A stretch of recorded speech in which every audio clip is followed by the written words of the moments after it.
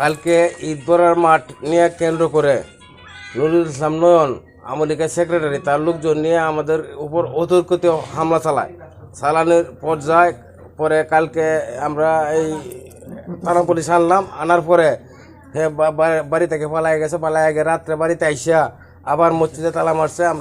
আমি দুপুরে জোহরের নামাজ পড়তে আইছি, দিকে দুপুরে তালাবদ্ধ অবস্থায় আমরা নামাজ কেমনে পড়বো। এখন এটা আমরা সরকারের কাছে দাবি নয়নরে দ্রুত গ্রেপ্তার করে। নয়ন, রাজন, রনি, শামীম এমনকি তার 22 সকল 30 থেকে 35 জন অতর্কিত হামলা চালাইছে কালকে আমাদের উপরে। আজকে তারা তালা দিছে। সরকারের কাছে আমার আকল আবেদন উনি দ্রুত পদক্ষেপ নেওয়ার জন্য। এই ঈদে জামা জুতো অ্যাক্সেসরিজের ডিসকাউন্ট।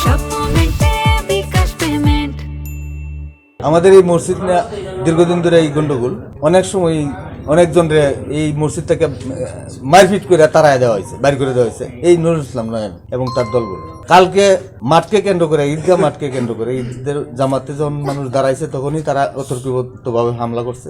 হামলা করার পরে তো মানুষ ছত্রভঙ্গ হয়ে গেছে, কেউ নামাজ পড়তে পারে না। আজ অনেক লোক আহত হয়ে হাসপাতালেও গেছে। আজকে সকালে যখন ফজরের নামাজ পড়তে মুসল্লিরা আসছে তখন আইসা দেখে কোনো মসজিদে ঢোকার কোনো সুযোগ নেই, তালা মারা ডাবল। ওরা আস্তে আস্তে জানতে জানা গেল যে নুরুল ইসলাম নয়ন তার লোকজন লইয়া রাত্রে তালা মারছে এবং একজনটা দৌড়ানো দিচ্ছে দেখছে করিয়া। এখন আমরা এই ধর্মীয় প্রতিষ্ঠানের মধ্যে এরকম যদি হয় আমাদের গ্রামবাসী কোথায় যাবে, কি করবে? আওয়ামী লীগের এখন এই দেশে যদি এই অত্যাচার করে তাহলে কেমনে তাকান? এটা সরকারের কাছে আমার দুরাবেদন, যাতে দ্রুত এটা সমাধান। পুলিশও এটা জানে পুলিশও এটার কোনো ব্যবস্থা নিতেছে না। পুলিশকে আমরা মাত্র ফোন দিয়ে জানাইছি যে ডাবল তালা মারা, আমরা এখানে কিভাবে নামাজ পড়বো আর কিভাবে আমরা কি করব। নামাজ তো আর এখানে সাধারণ মানুষ কেমনে চলবো, চলার কি ইয়াও আছে? আমাদের কোন ভরসা আছে? এখানে কি ভরসা আছে?